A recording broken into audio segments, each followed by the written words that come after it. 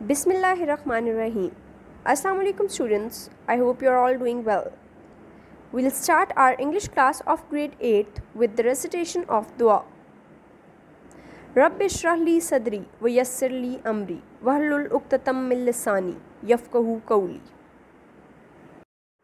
So students, today we are going to have a revision lecture on the units that we have already read. So from our second term, the units that we are already done with, unit number 11 and unit 12, the devoted mat and the Chinese New Year, are already revised because we have been taking prep classes for these and we have already taken a monthly test. So I will be starting our revision with the unit number 13, which is Ibn Sina, a great Muslim scientist. So students, we already have discussed regarding the Muslim scientists, that how the Muslim world has produced a major number of great scientists who contributed a great deal to the world of science and technology, and there are a lot of contributions of the Muslim scientists to this field. So one such great scientist of the Muslim world was Ibn Sina. So today we are going to have a revision of this unit, which is actually based on the Muslim scientist whose name is Ibn Sina. So let's start the unit. Okay, so the first paragraph of the unit actually introduces us to Ibn Sina, that who he was. The first very most important information about Ibn Sina is that he was a great Muslim scientist. But to note down that his full name was Abu Ali Hussein ibn Abdullah ibn Sina, and he was born in 980 AD at Afsana, and he died in Hamdan in 1047. And it is very much important to note down that Ibn Sina had contributed to the field of science in almost all the possible ways that he could.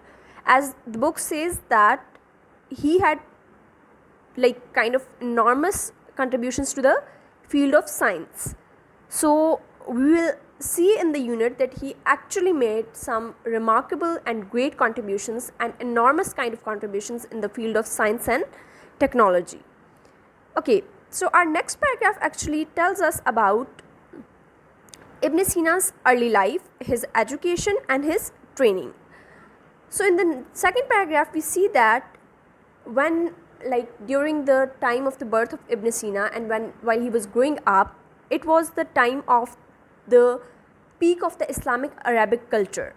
That Islamic Arabic culture was at its climax and it was developing day by day. So it was that time, that during that time the Arabic language, just like these days we have the English language which is accepted everywhere, during that time Arabic language was the language which was accepted everywhere, and it was a mode of communication and a mode for the transmission of knowledge for the people. So as he grew up a little, so Ibn Sina's father arranged for him an Arabic teacher at the earliest, because Ibn Sina's mother tongue was Persian and he did not know Arabic. So the top priority of his father was to teach him Arabic, so that he can communicate well in that language and he can understand the things in that language. So the next thing, while he learned the Arabic language, he mastered that language, the next very important thing, the most important step of his father was to arrange the teachers for Ibn Sina who can teach him Quran and literature. And now students, because it was the time of research, it was the time of the developments of science and technology, and we have already discussed that Quran is the best source from which we can take information if we want to make research, that a person can have inventions in the field of science and technology, and even the Western people are using Quran as the tool for making all the inventions that they are making. So Ibn Sina's father arranged for him the teachers who taught him Quran and the literature, and he learned both the things quite well. Around the age of 12, he was aware of both the Quran and literature. So after that, he developed some interests towards learning of philosophy, geometry and mathematics.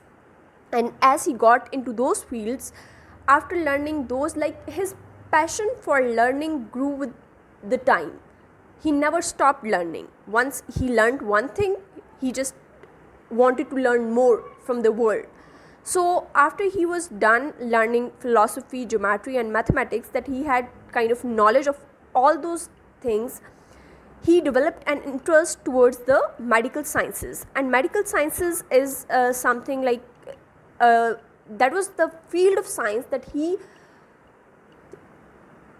did so well in, that he surpassed all the scholars of his age. Like, all the scholars of that time, none of them was better than Ibn Sina once he was done in the field of medical science. So once it happened that the ruler of Bukhara, his name was Nu bin Mansur Samani. So he was the ruler of Bukhara at that time when the peak came of Ibn Sina's learning and when he mastered the medical sciences. So when Nu bin Mansur got some disease which was not curable by even the greatest physicians of that time. So someone suggested Ibn Sina to Nu bin Mansur. So he called him to his court, and Ibn Sina was the person who cured that disease of the ruler.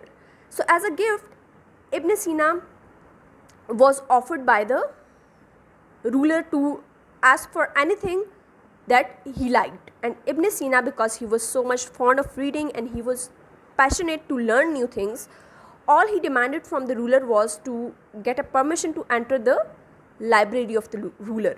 Because you know that rulers are the people, they are wealthy enough to afford all kinds of books, and they have a great collection of books.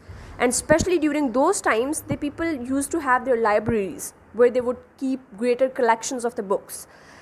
Because Ibn Sina cured the disease of the ruler that nobody else could.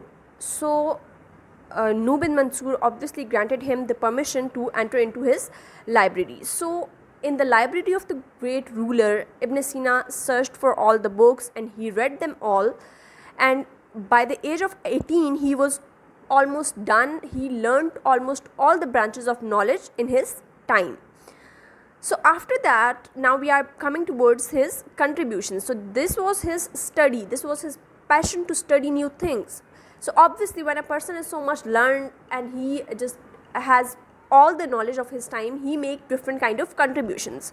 So Ibn Sina his philosophical contributions were very much famous, that even the Western thinkers were engaged by his philosophies. They would look into what Ibn Sina is saying and they would follow the sayings of Ibn Sina. So one of his major book in the field of medicine, it was his great contribution and it is still known. The name of that book was Al-Qanun, which is in English it is known as the Canon. So the Canon was actually the book which Ibn Sina wrote in the field of medicine, and it was translated into Latin as well by the end of the 12th century.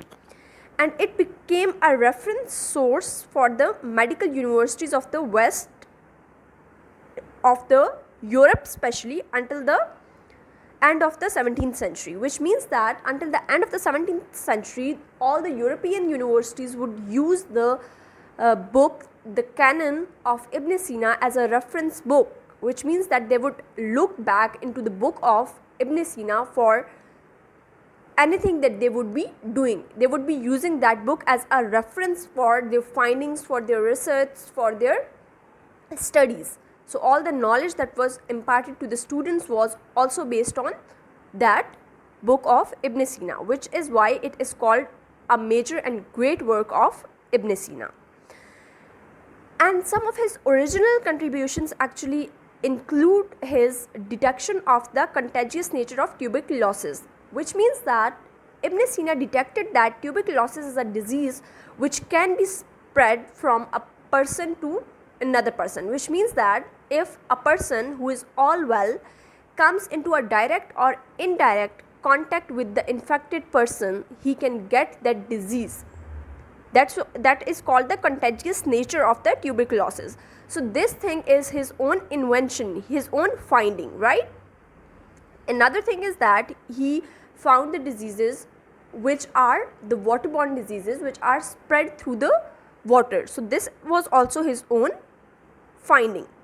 Secondly, he contributed in the field of in showing the relationship of the psychology and health, which means that a person's mental health and his physical health are related to each other. So he made some findings in this field as well, that how a person's mental health can affect his physical health, that how a person's psychology is related to his health. So this was another great contribution of Ibn Sina. Secondly, he was also very much skillful in the field of anatomy, which means that he was expert in showing the graphic and minute description of different parts of the body, right? So like the parts of the body were presented quite well by Ibn Sina. He also contributed to the child health, and his another book which was called Kitab al-Shifa, it's called the Philosophical Encyclopedia. And the reason for calling it a philosophical encyclopedia is that book covers almost all the fields of knowledge: the philosophy, science, physics, maths, metaphysics, ethics, economics and politics. All kind of information can be found in the book of Ibn Sina, which is Kitab al-Shifa, which is why it is called an encyclopedia. So this was another major work of Ibn Sina. And he also discussed the interrelationship between time and motion, that how time and motion are related to each other. And other fields like geography and chemistry, they were not neglected and ignored by Ibn Sina. He also made some contributions towards those fields. So this shows us that how much a great scientist he was, and what kind of enormous contributions he made to the world of science. That was a short review of the unit, and it's all for today. Have a good day and do read the whole unit again. Thank you so much. Jazakallah.